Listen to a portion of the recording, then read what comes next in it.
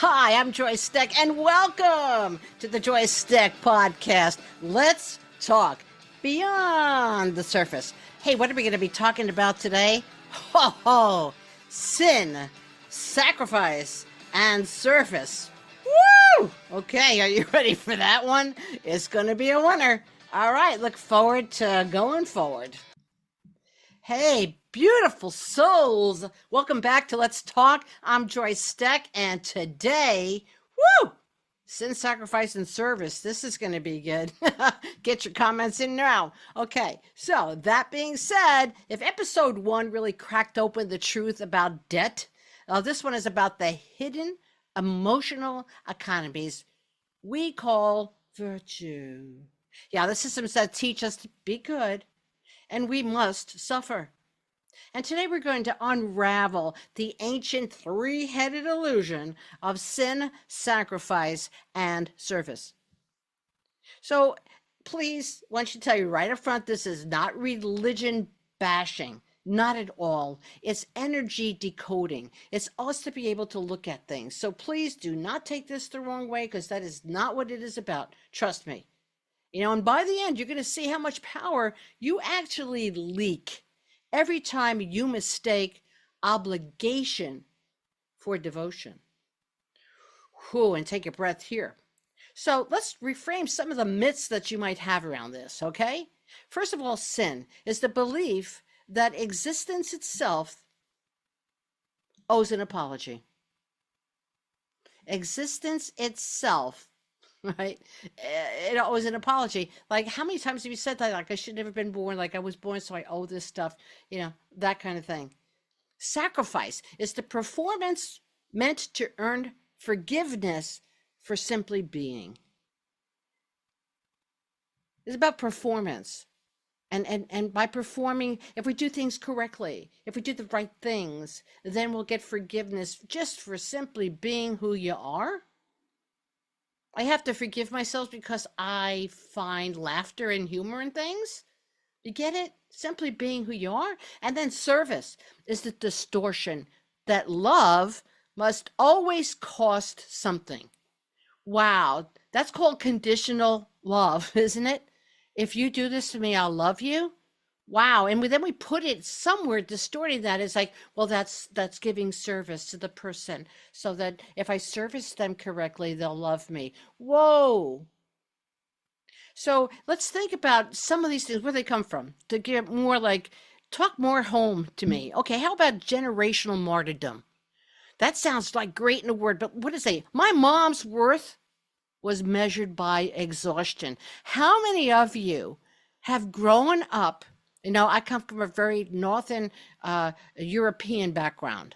Okay, both my family ancestors, my grandparents on both ends, grandfather and grandmother, came from Poland.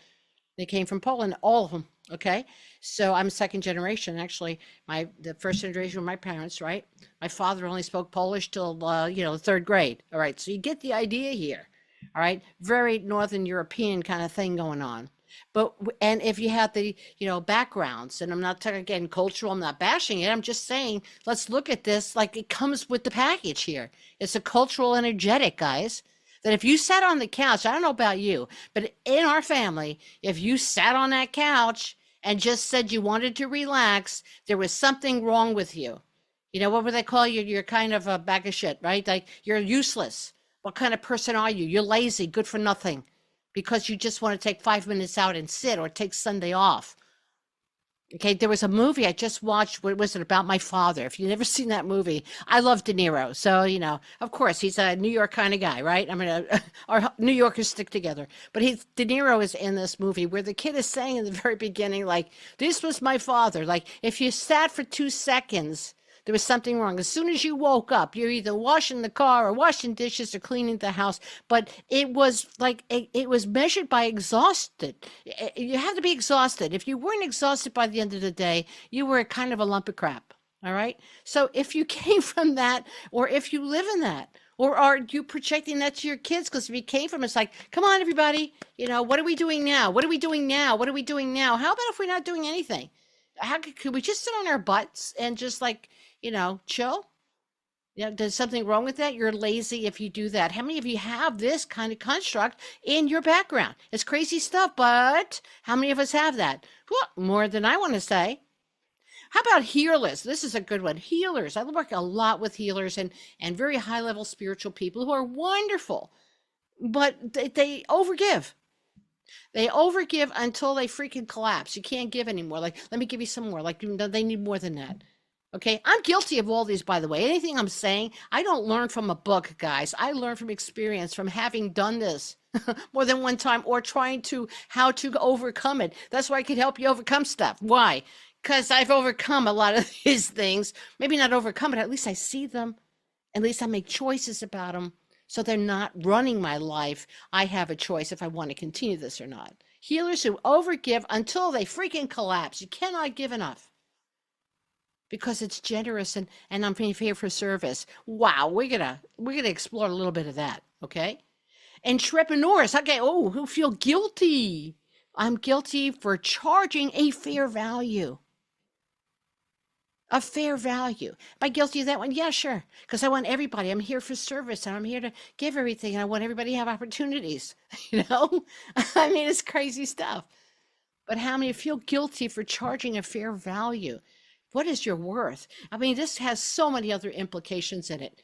But this causes emotional debt in yourself. It causes debt, DEBT. And if it causes emotional debt in you, it is going to show up physically in your checkbook sooner or later, in your savings. It really is. Trust me on that one. So sin tells you you're broken. Sin tells you you're broken and you need to be fixed. By who? You know what I mean? Sin tells you you're broken. Sacrifice tells you to bleed yourself, to prove yourself. You have to bleed to prove who you are. And true service says, I pour from overflow, from not obligation. I pour from overflow, not obligation, right? So, who feels this? What kind of people, like what kind of archetypes are here? Well, first we have the archetype of the caretaker, right? Believes that love equals depletion. The more I give of myself, the more I sacrifice myself, the more that shows that I love you. So we have love that equals depletion. We have the teacher healer that confuses self-abandonment with humility. You see, I just keep giving and giving and giving, and I don't even think about myself because that's being humble. That is not what humility is or being humble. These are for teacher healers, okay? So you don't self-abandon yourself. In fact, you have to have sovereignty to teach sovereignty. Because whatever you have, if you're a teacher or a healer, guess what? That's what you share with others. So do you want to share self-abandonment with them or self-care? And understanding that you have to be 100% you to give 100% of yourself. And that, my friend, is being humble. The parent or the partner, we're suffering like a badge of loyalty. Like, I'm your parent, so I will suffer for you because I'm your parent. Or are you like the partner? The partner also is like, I'm your partner, so I have to suffer with you because that shows that I'm loyal to you. Does that mean I can't speak my mind? Does that mean I can't speak about boundaries? It means I can't hold my boundaries. How about the professional performer? The professional performer who trades their authenticity, their true self for approval. Well, we don't even want to go there, do we? How many people, I call this selling out. How many people, well, they sell out for money. And how many people hold their own power? So they don't trade their authenticity, who they really are, for approval. I was watching the one of the last thing. Oh, this could be a spoiler if you watch The Hack, right? So where Deborah Vance actually gives up the show because they want her to fire her head writer, and she looked for this job her entire life, but she gave that up to be true to herself and her own values and principles. Yeah, that's what we're talking about. So you're not here, my friends, to pay off your existence. Like you got to pay for being born, you know?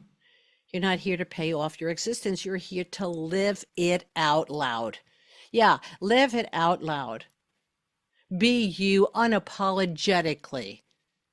I call it the unapologetic self. And not because you're like an a-hole, not because you're ego pushed. It's because when you understand who you are and what gifts you have in your own mastery, you become extremely humble. You cannot believe that you were giving that because it comes with responsibility, a huge responsibility.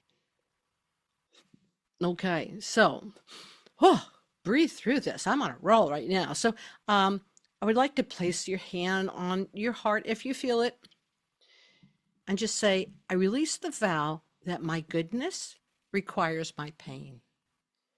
I release the vow that my goodness requires my pain.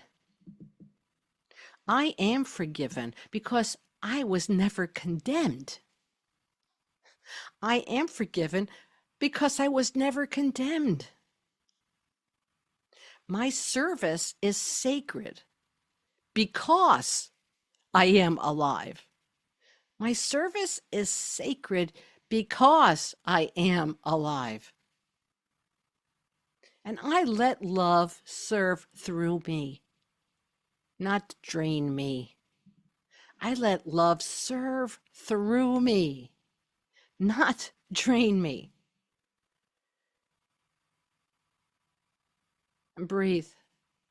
There's a lot of vibrational energy going in this that actually to help you blend courage and grace to restore your own dignity to service. So if you want, you can inhale permission to receive, exhale any penance you paid for this stuff, and just pause a little and let it resonate. Oh, wow. So inhale permission and exhale penance. Great. Let that resonate in your body. So you cannot serve the world by starving your soul. And you can't sacrifice your way to sovereignty.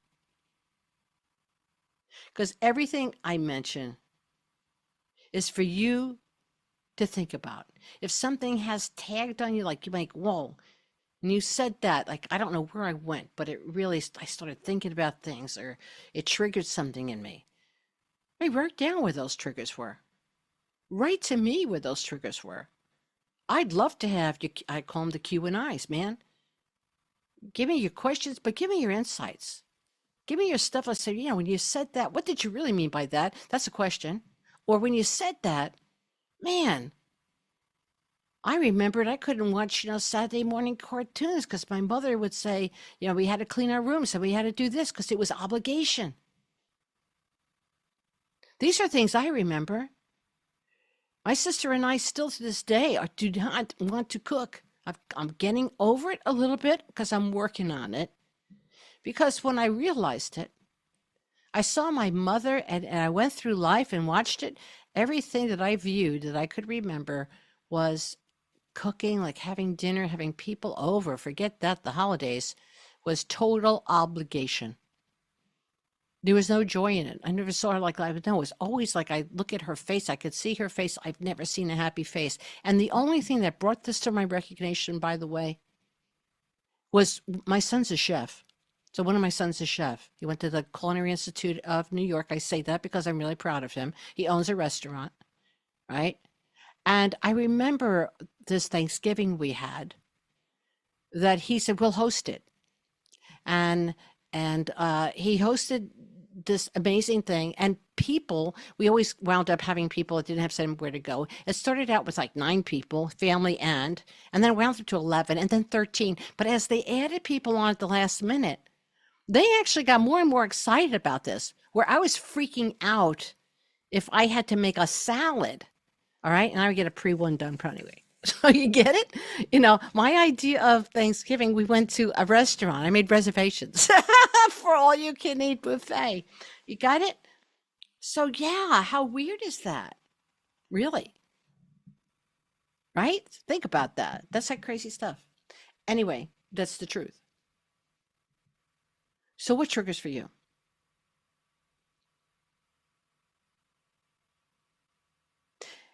And everything that I mentioned, these episodes, any courses, activations, rituals, or you always find one place under link tree Joyce Stech. And all this is under, I have a whole series called Debt Alchemy, an audio series, which covers, oh, wow, all this stuff. So pretty cool stuff.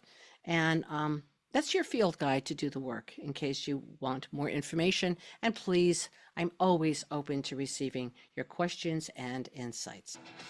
This has been Joyce Stech for the Joyce Stech Podcast Show. Let's talk beyond the surface.